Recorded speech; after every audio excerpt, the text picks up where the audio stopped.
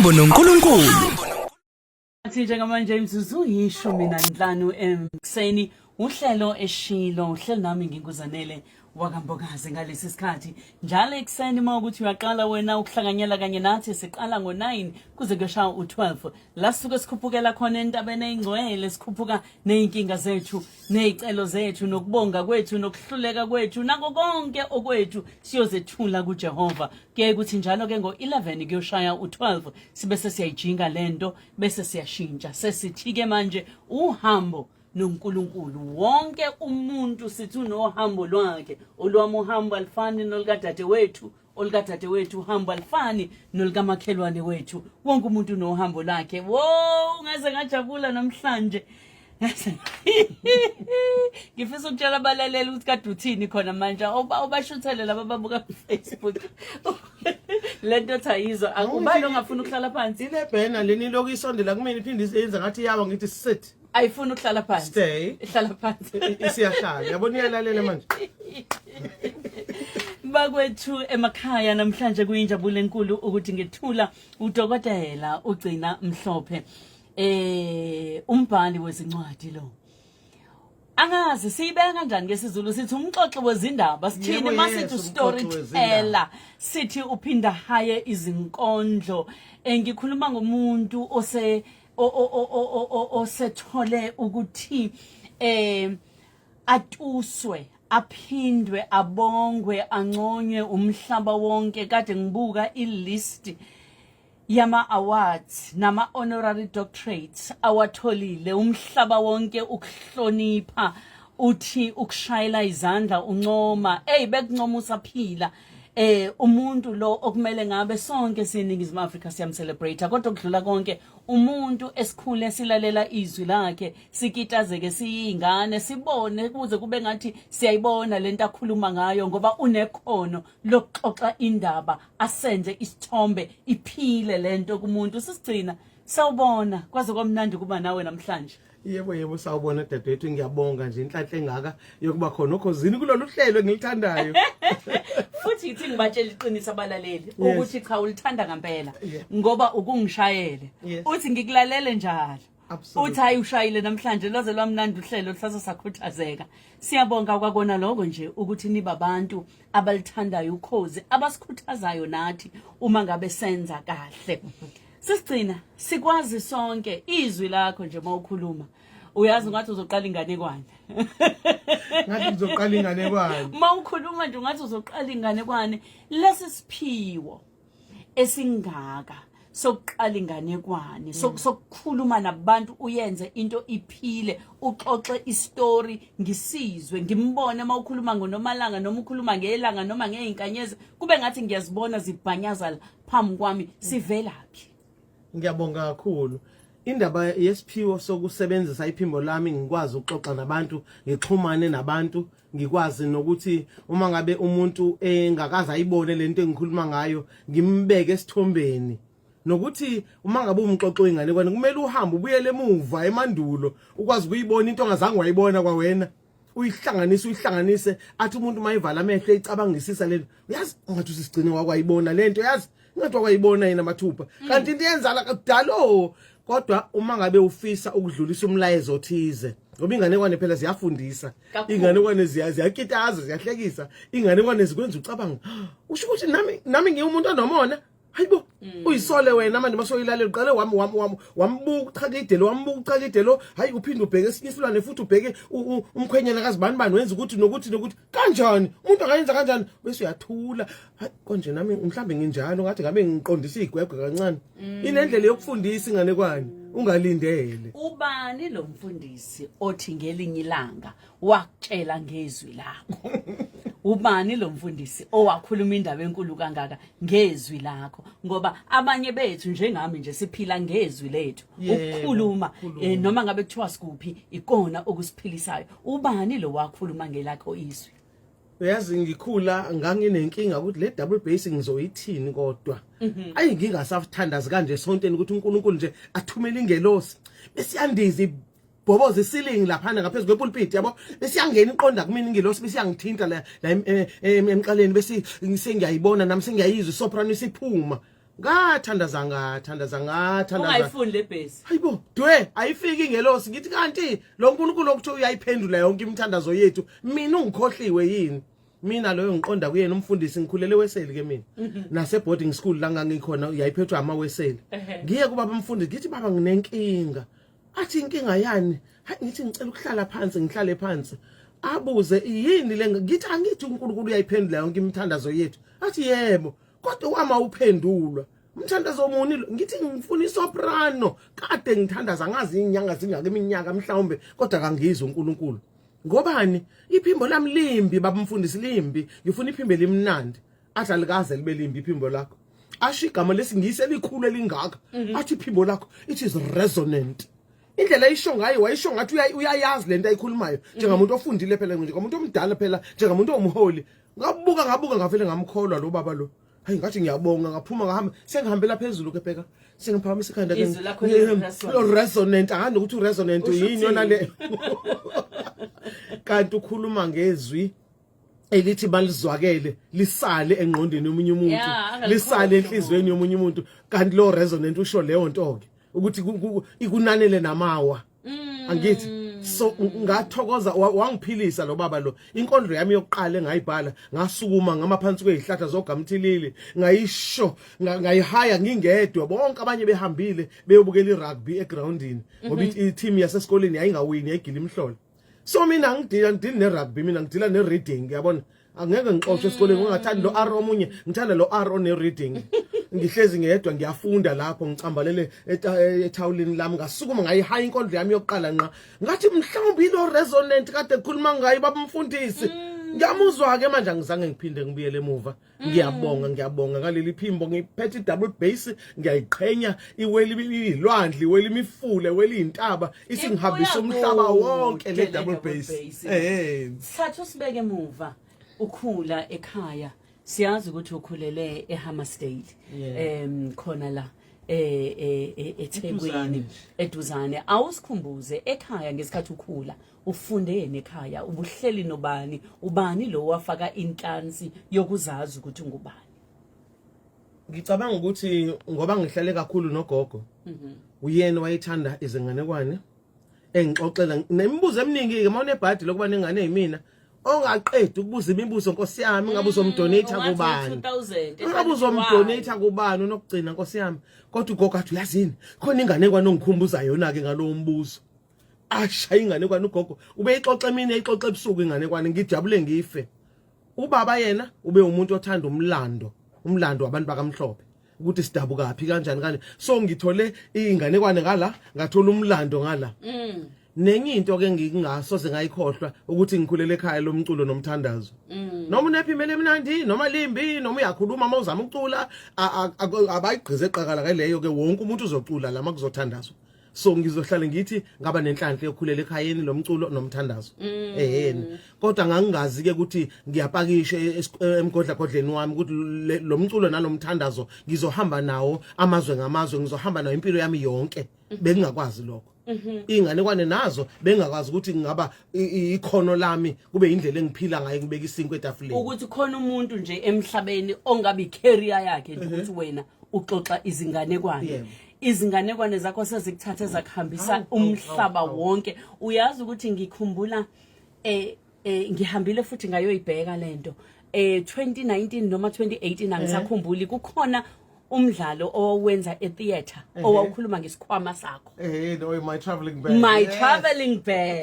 my traveling bag owawusema theater ahlukene ngithatha ungikhumbuze back kusakhona insizwa engiyikhumbula yesiyalala uThemi Venturas yes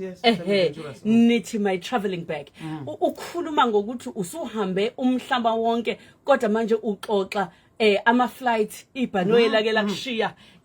wawukhuluma ngani lapha yana thatha umlaleli umbeke hayibo ubani wayazi ukuthi ngingazungeza umhlaba wonke ama continent ahlukahlukene ngihambe ngiyosebenza koCanada ngizungeza eCanada yonke United States ngiyo director have you seen Zandile eChicago yimina lo ngisebenza neCarpetbag Theatre Company Knoxville Tennessee uyangibona lapho sengiyabizwa as an assistant director koBrandeis University in Boston bengazi nokuthi kunegama elithi Brandeis mina lo sengifikele eqathatha uyabona sengibizwa ko Kyoto Saika University in Japan sengiyofundisa khona ubani owayazi ukuthi kungaba khona iuniversity eJapan ene department yesiZulu ne department yeSwahili yangizwa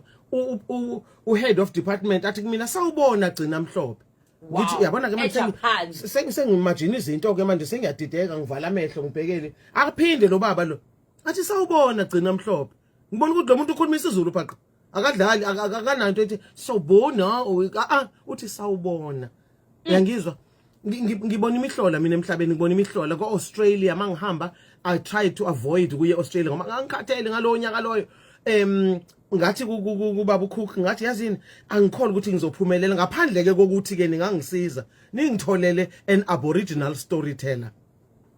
wathi ubaba ukhukhu I don't know ngathi ncinci angisayi ke Australia ngikhathele ngizophumula iexcuse yami leyo akuphelanga no 7 days ring lwangena ucingo simtholile hawu sokuthengela iticket lebhano wey babe okay pakisha ke ntokazi mangifika ngihlangana no Maureen Cook lapho an amazing library ehambayo yabo umtapo olwazi ohambayo an aboriginal woman so umhlaba enguhambile ngisebenze no Francis Bibi from Cameroon I talk about into efana naleyo kwi traveling bag yami or inkondlo zika Pablo Neruda from Chile ngihlangane ngicabanga ukuthi iWorld Cup yase Germany ngo 2006 kwakuyimina owayenza the unveiling of the logo makwethulwa ilogo ka 2010 yase South Africa ngingathukile kanje akujwayelekile ukuthi ngithuke inkosi yami mangizongena stage ngiyathokoza kodwa ngangathukile ngo 2 am mina lo ngehla ngenyuka ngithanda senkulunkulu wami uzohamba nami ngenkulunkulu wami imina lo ngithanda zakwazi bona isonto elingaka ehotel mangiqeda lapho ngihamba ngiyongena stage ngimina ngedwa konke ngizokusho kuzothi abathintele inkinobho manje akuphenduka ama planet emva kwami manje ama pyrotechnics ayaxhuma manje konke lokho it was only 15 minutes mangiqeda lapho kwenza leyo presentation ngathi uyingcwele angithi ungithwalile uNkulunkulu umlando njalo lowo into yohlala iqoshiwe ukuthi wena owenza leyo nto enkulu kangaka yabo mangikhuluma ngetraveling bag umgodla othwele ukubonga ngoba ziningi into ezenzakala empilweni yami ekumele ukuthi ngimbonge ngiphindelele uNkulunkulu ngibonge ngiphindelele ukubhala izincwadi sesigcina ukubhala izincwadi ukuthi uziqophe lezi zinto njengoba namhlanje siyasithi masithi usisigcina bese sithi futhi unozincwadi asikushiyi ukukubiza kwa wena qobo lwakho ke manje ngokuthi wena unozincwadi ngoba ukhuthaza abantu nabantwana nathi uqobo lwethu ukuthi asifunde ngoba zonke izinto zifihlwe la ekubhalweni lolu ugqozi olungaka ne-impact ukuthi lento yenzani emqondweni womuntu incwadi ibaleka kakhulu ngathanda ukufunda ngimncane mangisuka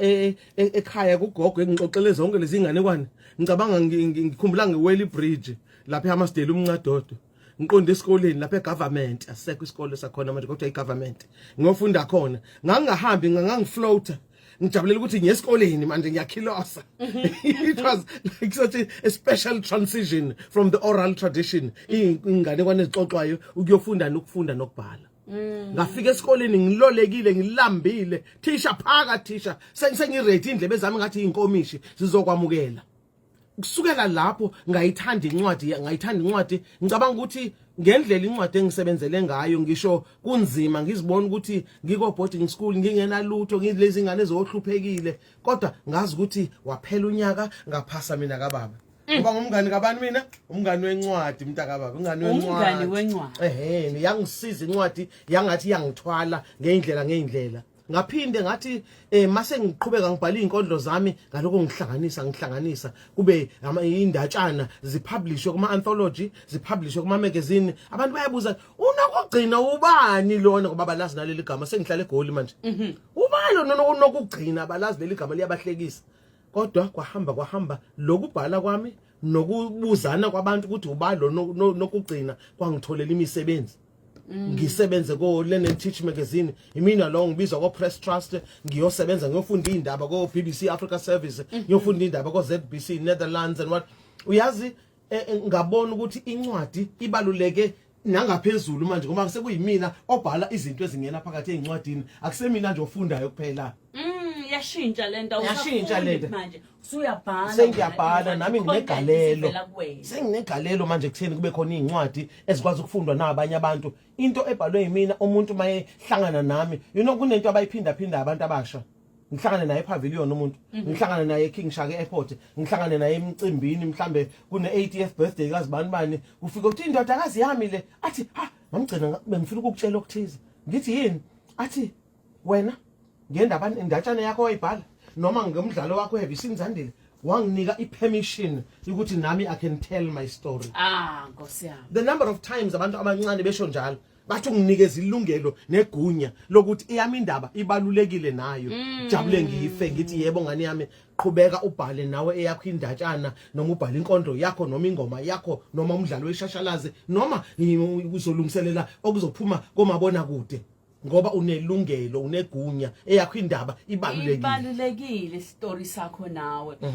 Sigcina ngo1999 utholi honorary doctorate eUK Open University 1999 futhi wayithola la ekhaya University of Natal 2014 Rhodes University 1987 Ope Award in New York 1988 Joseph Jefferson eChicago 1990 eEdinburgh usiba lokuqala SAFTA lifetime kuningi angeke ngize ngiqede kodwa akwazi ukuthi awuzange ube nezinselelo ube neindawo la othi mawubheka khona uthangazi nami ukuthi ngidlule kanjani la izinselelo zomsebenzi wakho ngoba umuntu mangabe ephakama nezinselelo zivamisa ukuphakama ngesinye isikhathi akubona bonke abantu abashayela nehloko. No ngicabanga uyazi ma asibuyele emuva even before ukuthi ugcina odumile lo ngangisengiqalile ukutravela ngiya ko Lesotho ngiya kobani ngiyoperforma imidlalo ehlukahlukene ngisebenza nemarket theatre masifika eborder amaphoyisa asimisa sengiku Women's Federation manje sengikhoda ko politics lapho si amaciko kodwa amaciko abhekene nomzabalazo sifuna inkululeko eningizimu Afrika bazokuningi ngami ke sithola free accommodation lapha ejele number 4 uthole ne free accommodation ko John Foster Square nje ave nomusa amaphoyisa amayifuna ukukunika nje indawo yokulala nje ungayicelile manje awukahle anomusa amaphoyisa befuna ukukunika indawo yokulala ungayicelile tshela umlalelo ongazwa ukuthi uthini ngamanye amazwi ukuboshwa nigcinwe la amaphoyisa sivalelwe Nkosi yami ube isiboshwa ngoba uyiterrorist ngoba phela sikhula ngalesikhathi seapartheid sikhula ngalesikhathi so bandlululo nenkohlakalo isimanga ebengisazokubuza ukuthi yakuthinta kanjani wena kodwa usuma newangena yona manje mangibuya eLesotho usho ukuthi sibuye bekisikhathi se emergency state of emergency eSouth Africa umuntu omnyama kumele abe akekho emgwaqweni after 10 o'clock masibuya emashowini besiqeda late kodwa kumele ube nepasi lakho ube ne special permit from John Foster Square angithi mawubuya lapho usugibela ibhasi uphathiko bus ke manje from North Street to Alexander Township la ngihlala khona noma ugibela ithekisi mawufika amila amaphoyisa agibele phezulu kwamahipho phethe ibhamu ngazi ukuthi baphethe ibhamu senzeni asiphethe lutho bazodlala ngathi bakumise lapho ebusuku bathi icula bathi yenza ukuthi nokuthi bahleke babuza ukuthi liphi ipasi iphi special permit ubabonise konke okay lopho uhambe mangibuye eLesotho ke manje na kwenye game sivela kosebenza khona masibuya ngibheke ngithi angikwazi ukubuyela Alex manje amaphoyisa azokungenza inyama phela azongidepuza ekubeni bekunzima kwaseborder ngihambe ngiye eFairview la behlala khona umngane wami omlungu usisi Elaine hambe ngiye khona ngithi ngicela ukolala kwakhe these few hours bese ngiyabuyela kuAlex ngilale uthi makushaya u7 o'clock khala ucingo untombazana uNontembeko bengihlala naye eroomini kule ndawo engihlala kuyona Alex athi ungabuyi uyangizwa hlala la ukhona ungabuyi ngithi ngingabuyi ngoba kwenze njani inhlanhla leyo ukuthi uyayazi inamba kaElaine ngoba bengijwayele ukuvakashela khona athi amaphoyisa ibe la ebusuku amaphoyisa ngihlala e3rd floor kule building besihlala kuyona suke lapho amaphoyisa agibela phezulu kehipho adubula umqamelo wami wawugcwele inhlamvu bullets full of bullets if ngangilele lapho bebazi nokuthi yimuphi umbhede engilala kuwona ngithi badubula hayibo ngasinda ngokuthi ngihambe ngiyolala emzini kaElaine ngabe ngangibuyile ngabe kukhulunywe enye into namhlanje ngaba ngikaze ngibe khona ngaba ukazi wazi lutho ngami nawe uyazi ngathula ngathi uNkulunkulu uyakwazi ukuzenza izinto zakhe uNkulunkulu uyakwazi ukuphebeza izinto uyangizwa ngaphuma kanjalo eAlexander Township baqede bangilandelela futhi emva kwaloko bathi kumina singakuvala njalo siyazi ukuthi uyahamba eNgilandi singakuvalela ungahambi ngathi mina yebo boss ngiyakwazi ungangivalela ngoba wena ubasi phela kodwa bazange bangivalele ngaqhubeka ngahamba ngaya phesheya so ziningi into ezenzakele kodwa enye yezinto ezangidala ngicabange kaningi ngoNkulunkulu ukuthi ngiyabonga indlela engakhuliswa ngayo ngikhuliswa ngomthandazo ngangise eChicago ngiqeda ukudirector evisini Zandile ngamenywa to go to the TCG conference ngajabula hawu ngizohlangana nozibani August Wilson was big in those days ne producer yakhe ngizoyibona kule conference enkulu eAmherst so ngilinda ibhanoyi lapho kodwa manje ngifike late ngoba phela indodakazi ka director wale theater bengisebenza kuyona ukhiyile la bengishiya khona isuitcase yami ngisathi ngiyovalelisa kwabanye abantu bengisebenza nabo sesicasuke sesimfuna ngapha nangapha kanti uya hairdresser uthatha isikhiya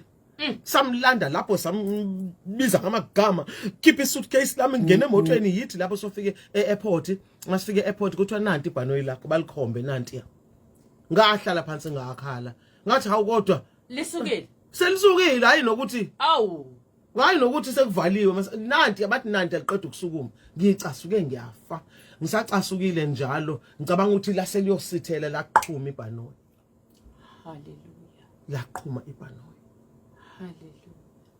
ngathi ngiyamsaba uJehova ngathi ngiyamsaba yo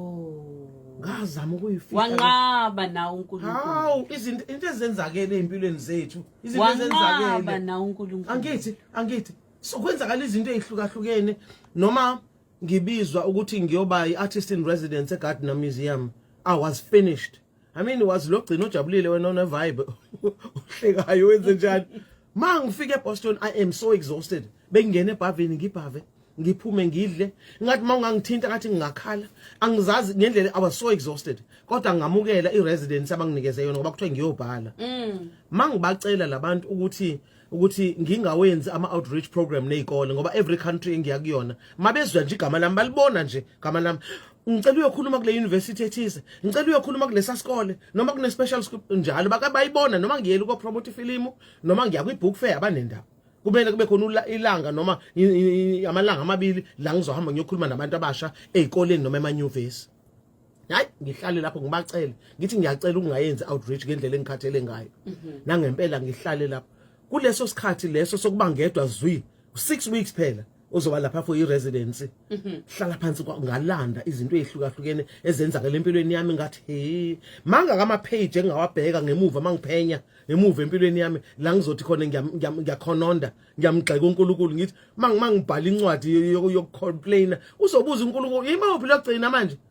usiyasangana yini lo ngimbusise kangaka uyena lo khonondayo uyena lo ongibhalele lencwadi angeke ngikwazi anginalo ilungelo lokubhala incwadi enjalo kumvela inqangi zikhona izinto ezinzima ezingehlele emhlabeni kodwa hayibo uloku ehambe nami sengihleze lapho uyazi njengoba ngisho ukuthi ngikhulele Weseli kunengoma yaseWeseli engeke ngicule so sengingedwa sengibikelwa ngise backstage ithi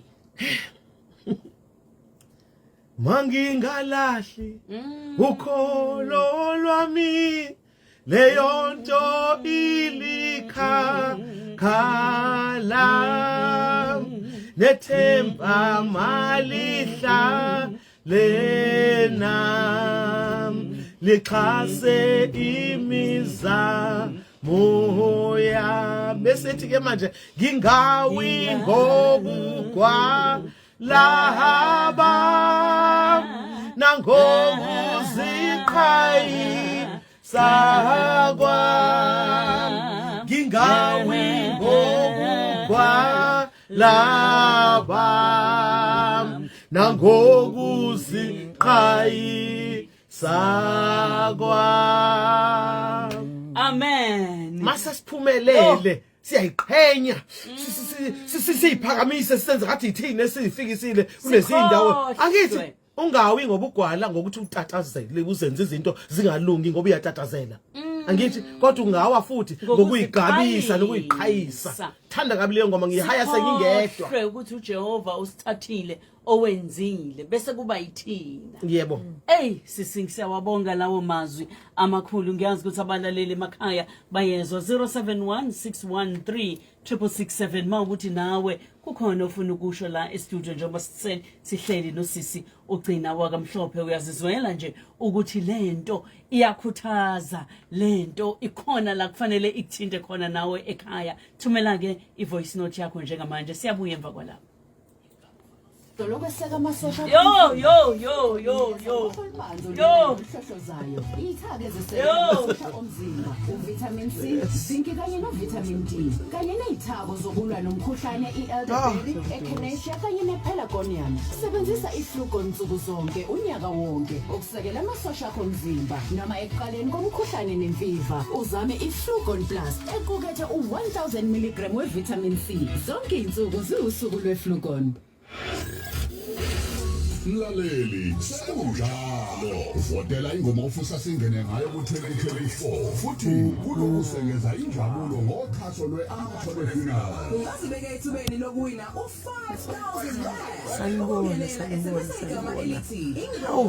sidumisa yena ungabonwa ngamehlo sidumisa yena usumele ku-33665 Ancane. 31 kuzibandlela ngo-12 emini i-SMS ibizwa 150 ama-SMS amahhala awasebenzi ingoma ehlukanisa unyaka ka-2023 iqhashwe ngokuziqhenya abakwaMthole Funerals Serving the Nation inkampani kamasingcwabisane eziqhenyayo ngokwenza umsebenzi oseqophelweni eliphezulu kunemibandela Ukhozi FM iwona msakazo osemthethweni wengoma ehlukanisa unyaka. Abanye abathule. Uyadlala wena lihamba phambili ngempela ukhozi abanye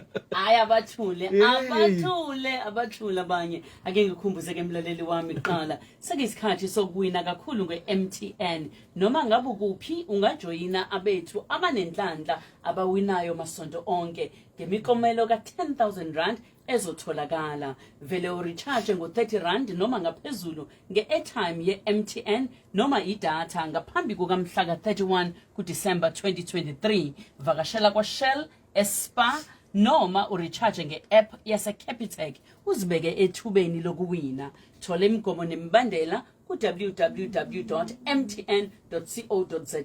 yithuba lakho lokuwina limanje wesizigcina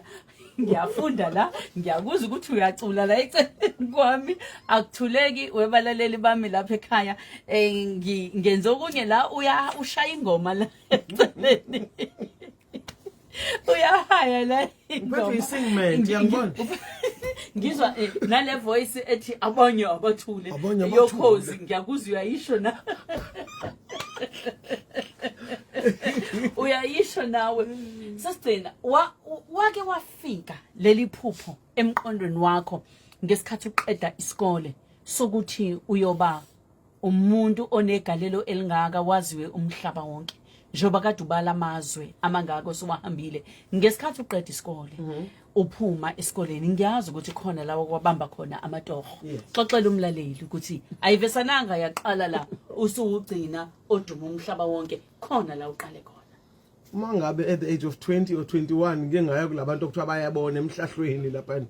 mni u5 wami Nkosi yami abaphonsa amathambo athi wena ngonyaka othize uzowenza lokhu uzothola le ndondo uzobohamba endaweni ukuthi manguba mina uyazi lo muntu uyayilahla ngicela u5 wami ngoba ayikho lento oyikhulumayo bengizocela u5 wami benge ngikhole yonke lento ayishoyo lo muntu lona yebo uma ngicabanga ukuthi ngesikhathi ngifike eGoli bengingazi umuntu benginenkinga yama kidneys ngiregular lapha esibhedlela bese onesi bengazi igama lami odokotela bengazi bengiregular nje lapha eGeneral Hospital eJohannesburg iyona into eyangibambezela nokuthi ngibenzima nokuqhubeka kahle nezifundo zami manje kumele uthole indawo yokuhlala mawungena indawo yokuhlala ngeke uthole umsebenzi ngoba abafuni iaddress mawungawuthola ngumsebenzi angeke uyithole indawo yokuhlala catch 22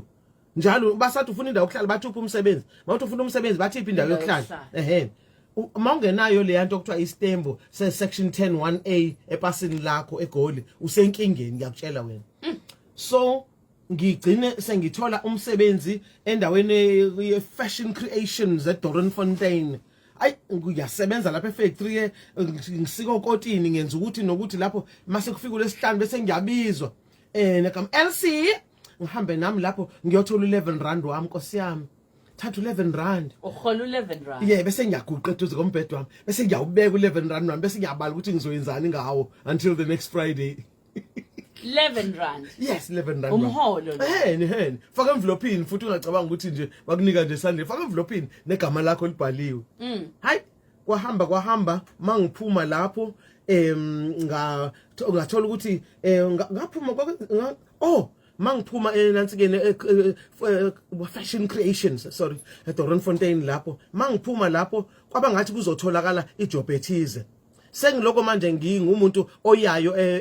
eHotso House eHotso House kuno interchurch media program ama office we South African Council of Churches alapho obani oAfrapix bala kuningi nje into ezikhona kule building leni nezinto zomzabalazo kuyahlangana nakhona lapho ngabe sengithola ukuthi ngijoine iKhawuleza Arts Group. Hayi ngibese ngithola imali yokufunda nami ukuthi ngifunde ifilmmaking nani. Masiqeda lapha abanye basephelile u6 months abanye bayaphesheya ingane zomntaka ba. Mina ngizoya kanjani manje angazi uqhutsheka kanjani phela mase uyenzela u6 months loyo. He manje ngibaleka amaphoyisa phela kumele khona into engiyenzayo. Ngathola umsebenzi makishini. Ngahamba lapho ay ngiyakwazi ukucleana ngiyakwazi ukugada izingane ngiyakwazi ukuayina and mawuhambisa izingane esikoleni uyahamba ngebhasi labelungu masubuya ubuya ngeenyawo ngoba ukwazi ungena ebhasini labelungu ungena bengekho ipassport lezi izingane zabelungu phela zonke lezi zinto siyayibukela uhola uthi ubhobho nalapho bese kuthi mangiphuma lapho ngihlangane nosisi owayehlala emzini ongaphesheya kwala ngisebenza khona kulomlungu lo athi yena unjani uba igama lakho uhlale ngibingelele bese ngiyamtshela uGcina what do you do what do you mean what do I do ngenza le what you call lena ilana ngiyasebenza ngiyasebenza ngibona I am doing the same thing the same way every day yabo so athi I like your voice I like the sound of your voice ngithi okay thank you very much athi mangakutrainer lana would you consider working with us ungitrain kwenzani athi I want you to read news in our radio station read news mina ngifunda indaba manje mangubani athi I can train you ngaphuma lapho kulomsebenzi lo ngahamba nalo sisi lo bangitrainer Maf no Liz bangitrainer yimina lo ngifunda indaba eDoornfontein Press Trust kufuneka ngifunde ukuphefumula mina ngiphuza amanzi ngihlale ngiqonde ngazi ukuthi mangiqeda lo mhlathi lo full stop bese wazi ukuthi uqale enye indaba ke manje wazi ukuthi indlela ophimisela ngayo amagama abantu abazo rewind emsakazweni ukuthi wena manje awukwazanga ukubiza amagama ngendlela efanele awuphefumulanga awubanikezanga le ndaba okhuluma ngayo ezindabe ngendlela efanele bangifundisa into eziningi labantu laba uyazi ngathi bekhona indaba ukuthi there was a bomb blast in Secunda this and this and a bomb blast in whatever ngelinye ilanga masibuye elunchini sibuya there's been a bomb blast emsebenzini so we don't have a job ngijwayele ukufunda ngama bomb blast manje at lunch time sambile sawudla lunch masibuya there was a bomb blast la emsebenzini so mina I'm unemployed manje labantu engisebenza nabo bayalahleka bayabaleka baye exile mina ngazi ukuthi kuphi exile ngizozingela indawo yomsebenzi ngizama ngathola enye futhi yasemakhishini nangu kumfazi womIrish ngamsebenzela for 38 days athi lo mfazi lo you must remember that you are a black woman and you will never be anything ngithi mina yes madam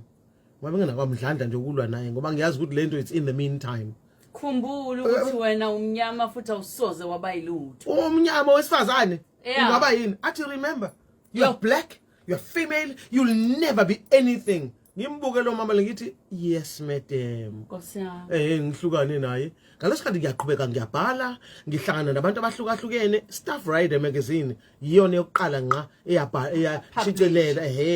ngoba khona ama anthology bafaka indatshana zami la kwabonakala ukuthi hayike nisale kahle ke lapha ecleaning department senginguvela ngala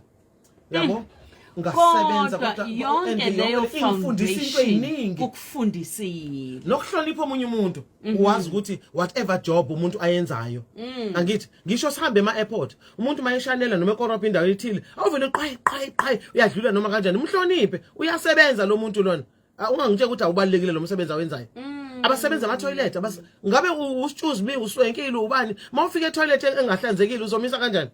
angithi akunandaba ukuthi umuntu wenzani umuntu uzolungisa i-electricity endaweni ethize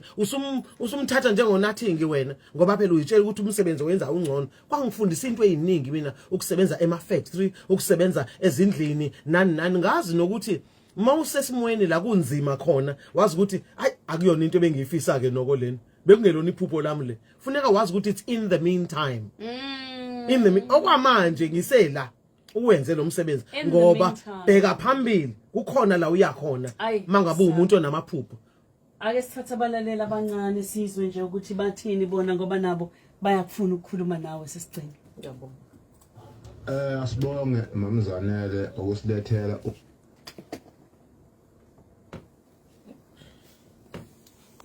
umama uGcina Mhlophe ngimkhonzile ka lo mama awumtshele phela ukuthi angaphumi akenzanga ingane kwane yodwa ngoba kusemini nje so ngone sihloma izinti ekhanda sakwavela kazi eMhlophe Silo sawubona sisanele Mbokasi nomama uGcina Mhlophe ayiloze lamnandi uhambo la namhlanje ngokuthi silethelwe umbhali wencwadi noxoxa inganekwane ayinganguzwa nje ukhosini nami ngisakhula exoxa inganekwane ezimnandi ezihlekisayo ezinye ezethusayo awuchaze ngiyambona ke nalapha mayesevezwa lapha ku Facebook cha umama nje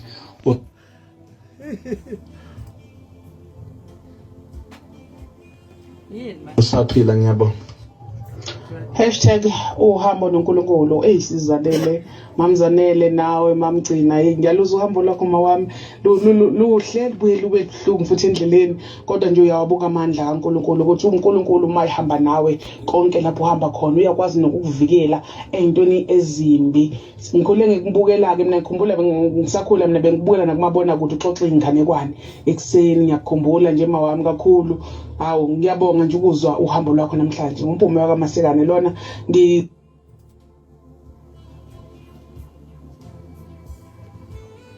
senkandla ethuma kwesikamagwa sisimazethi ngibingelele nosisi uGcina Mhlophe umakanaledi ngila ebhulwa enkwezela ave ngimthanda usisigcina ngenganekwane zakhe ezimnandi nangengxoxo zakhe ngiyasizwe isitori sakhe wadlula ezimweni uNkulunkulu wabanaye mangilalele le story sakhe sokuqhuma kwebhanoyi esele kulona inkosi yami ngiyathinteka ukuthi uNkulunkulu wabanaye kepha yena wayengaboni ukuthi ukusala kwakhe la ukusinda kwakhe wayitshela ukusala kwakhe lapho uyaphuthelwa into yakuzona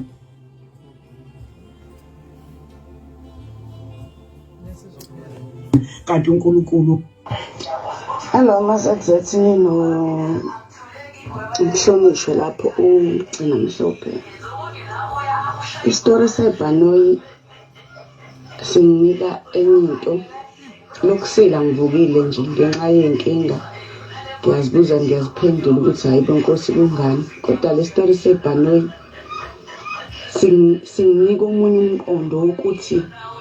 kunezinto thina sifisayo kanti uNkulunkulu akasinikile zona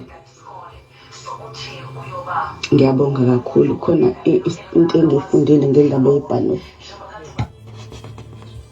Mama Mbokasi sicela ukubuza kumama uGcina Mhlophe ukuthi bangaki oGcina Mhlophe asebaqeqeshile manje ngoba siyabadinga abanye oGcina Mhlophe abayohamba enyathule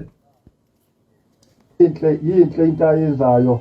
akasiqeqeshela abanye oGcina Mhlophe aqhubeke bande ethi noma siphumule yena obandayo kodwa sazi ukuthi wasishela abanye oGcina Mhlophe sithi halala Gcina Mhlophe halala inkosi ibusise qhubeke njalo nenkondlo zakho zesintu uqeqeshe isintu umacengwane la emzini khulu halala usho kanjalo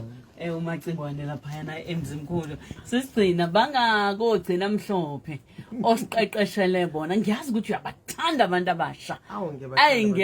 ngiyazi nangebuza umlaleli bakhona yini mhlambe zikhona izinhlelo zokusiza abanye abafufusayo ukuthi ngelinye ilanga sibe nabo abanye abazoba njengawo ngayiqala le ndaba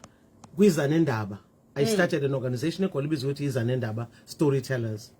kwazana endaba baningi ngaba trainer abanye sebeyimele namhlanje abanye bozenzele emvelase wonomsa mdlalose ubongiswa hayibo baningi abantu engaba trainer ngaleso sikhathi ngaphinde ngaqhubeka ngatravela kuthi emangiqala umkhankaso kaNozincwadi Mother of Books ngo2001 ngathi ake ngigudluke bese ngimuvele eThekwini futhi and it's very important ukuthi mawuye umuntu omkhulu ngesikhathi abantu bayagodola phansi komthunzi wakho ngasuka mina ngeza ngeneno bayimela abantu eGoli kwazana endaba ngingasekho mina ngathi yes ngithanda kanjalo ke lento bayimela yaqhubeka izana indaba baqala ama project amasha ngathi ngadla mina kababa ngafika la eThekwini siloko siqhubeka ke manje sitravela all 9 provinces ngomkhankaso kaNozincwadi Mother of Books la si donate khona incwadi la si renovate ama library khona la senza into eziningi kakhulu khona ngoba ngishumayela ivangeli lokuthi abantu abafunde ngoba inkululeko yethu eningizimu Afrika ayisho lutho abantu abancane mabengafundile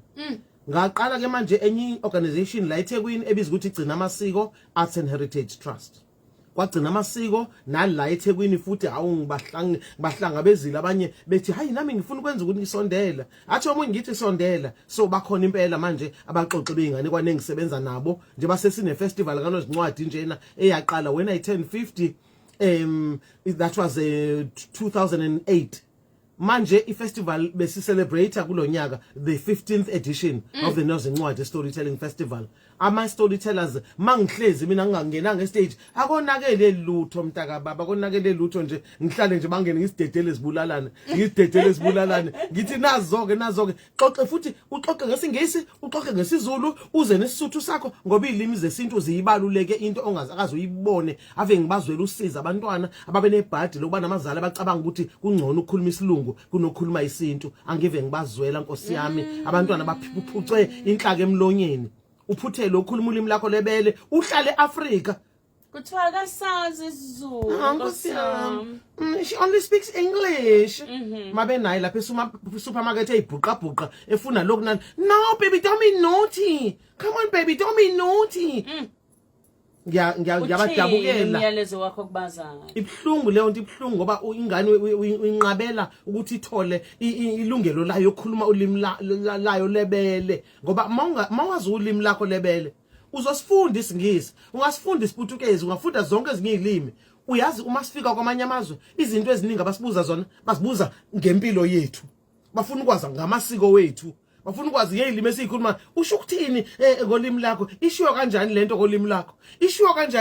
lakho basibuza lezi zinto mangakhulumi no I'm sorry I only speak English vele badangala abantu ngengababona mina abantu ko New York ngengababona abantu mina ko Würzburg Festival in Germany no I only speak English abantu baphesheya vele bamangala oh okay uphume eAfrika kodwa ukhuluma ulimi lesintu yabona ke ngiyabakhuthaza abaxoxe bengane kwane baningana impela abakhulayo manje ngoba nginomzuzu owodwa ngifuna ukudayisa mangibuya ngifuna uvalelise kodwa awukwazi ungasho ngisho ulayini owodwa nje wengane kwane ozosishiya nawo namhlanje nansi kodwa sidayise kuqala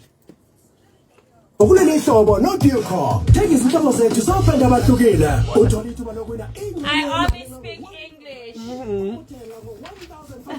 Yes, it's so unfair. Nkosi yami. Badlala ngeingane akulungile lokho akulungile. Ingane zethu. Akasazi isizulu bandla uthi uyamkhulumisa. And akakwazi ukukhuluma nogogo bakhe, akwazi ukukhuluma nomkhulu nomndeni wonke mase kuhlangene. Fike sehlezi yedwa lapha ne-iPad noma ne-cellphone. Abanye abantwana bayadlala manje. Yena uhlele yena. Kuyadabukisa. Ngiyabazwela mina abantwana. Phela bathi benza kahle bona. Savala ke mama uzosho ama details makhona lapho ngakuthinta khona nje. Ngiyabonga. Futhi igcina bezothola iprosidine i-antioxidant enamandla kanye nama-anti-inflammatory alwa lezinhlungu. Thola iprosidine namhlanje uma ingasho ukuthi iprosidine akuyona iprosidine.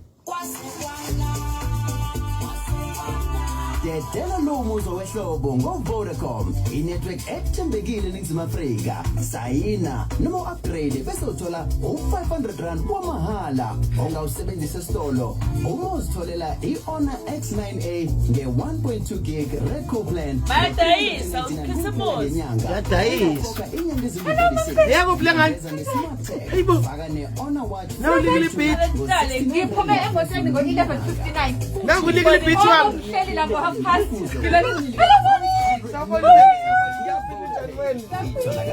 Uyakwazi ukuba izulu lona. Nongcebo uyakwazi ukuba izulu. What a surprise. Uhlala ithala yonke indawo lento. Kanjani uMackenzie pho? Ukhuluma isizulu. Uyakwazi Nawe. Nokhwezi udila naloko impilo yakhe yonke. Siyabonga. Ngibiza u-lady of the dawn. Hey, inkanyezi yokusa. Bakwethu make-savers menu hayi ngiyakutshela amaphakethe akho ahlale ejabule itholakala kunoma yiphi i-McDonald's enemenu kunembandela. Siyavalelisa ke manje siyaphuma siyahamba kodwa ngaphambi ukuthi sivalelise sifuna ukusonga nje nosisi uGcina Mhlophe kade sisenaye namhlanje nonzabo siyabonga ukuthi usiphe umzuzu wakho sisigcina asivalelise emakhaya bazongishaya ungashongo ngisho line owodwa nje wokukhombisa ukuthi uwena lo angeke bakuthole ucula emsakazweni masithi kwesukela kwakukhona indoda kwakuthiwa uJojela ishade nodali wayo eyayimuthanda into angazoyibone baze bakhononda abantu ekihlaleni bathi hawu wazi wasiqhatha nabafazi uJojela webantu ulokwena lonkosikazi wakhe ulokwe emthengela izipho ulokwenza ukuthi la ehamba khona unkosikazi uhambe ebatshela abanye abafazi ukuthi mina umyeni wami uyangithanda wenza ukuthi nokuthi kodwa kwafika ilanga la unkosikazi wenza into engathandwa umyeni wakhe wabiza izilwane ezihlukahlukene manje masebiza izilwane ezihlukahlukene azimuzi ukuthi uthini kwaze kwasiza iqhude la Gcina la umbiza umyeni sekonakele ekhaya hawu lafike lame esangweni la kade evakashe khona uJojela baphuza umqombothi lapha ayaxoxa amadoda lasha iqhude kwathiwa ngizobika ke umkaJojela ke wemwayinenema ke isempinjeni ke kwathiwa ngizobika ke umkaJojela ke wemwayinenema ke isempinjeni ke ay akagijima manga uJojela ebuyele ekhaya awukodwa isithandwa sakhe naphinde nizwe ukuthi phela kanjani Sisicina siyabonga kakhulu sibonga ukuthi uzoxoxa uhambo lwakho namanje ngisathuthumela ngebhanoyi isifundo esisithole lapho siyesabeka ngiyacela ukuthi usiphe ukuthi abafisa ukuxhumana nawe bangakuthola kanjani ngiyabonga kwagcina amasiko sine Facebook page ebizwa la ungasola khona uthi Gcina Amasiko Heritage nje Gcina Amasiko Heritage ku Instagram it's Gcina Amasiko Arts-Heritage and then I website yethu ke www.gcinamasikoartsandheritage.co.za. Ngithanda nendlela osebenzise ngayo igama lakho wal incorporate langena kule nkampani nale career uNkulunkulu akuhlelele yona. uNkulunkulu kuwena ungubani? Uyazi uNkulunkulu uyena umnqobi okhanyisa zonke izinto. Ngoba asinqobi ngoba singahlaselwa. Sinqoba ngaye ongumdali wethu osithandayo. We don't conquer because we are not attacked. We conquer because of the one and only Almighty God who created us. Siyabonga sisi. Nonzebo, uNkulunkulu asale nawe kulolu hlelo. Mina ngiyuzanele Mbokazi. Ngisaka ndengezi ku celebrate uBudzakhele Fakazi namhlanje eSankizitho ngiyojoyina nami iSankizitho Church Choir nisale kahle kuze kube ngokuza. Amen. Makwande. Siyabonga.